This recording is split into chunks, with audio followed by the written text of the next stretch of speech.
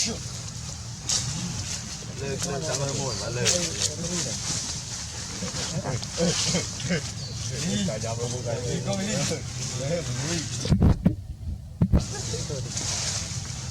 มาพูน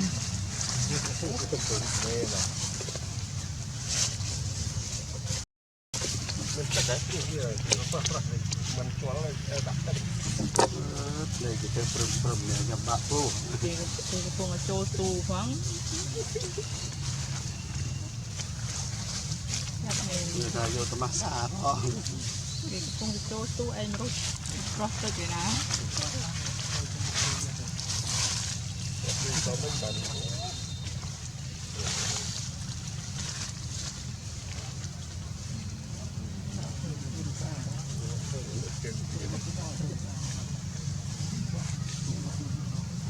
กันนำกระป๋องหัวบันให้พี่กระจูใจแต่คลา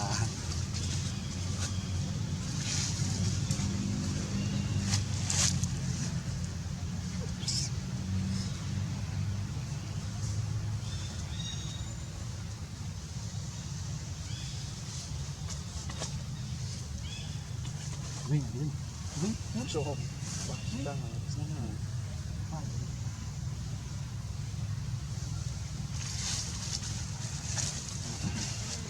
เก็บจนทิมตอนที่ไอ้โครมุกนี่เป็นตอนโกรบและจับเป็นอะไรเป็นเรื่องตรงหลังตรงที่ว่าโกรบกดเงินสไลด์รับมาเล่นใจเอาเล่น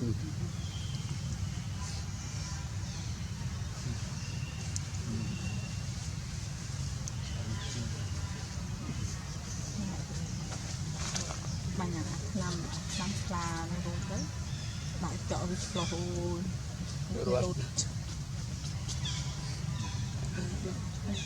được thằng anh chơi đi đây là bật lên nhà khối này nè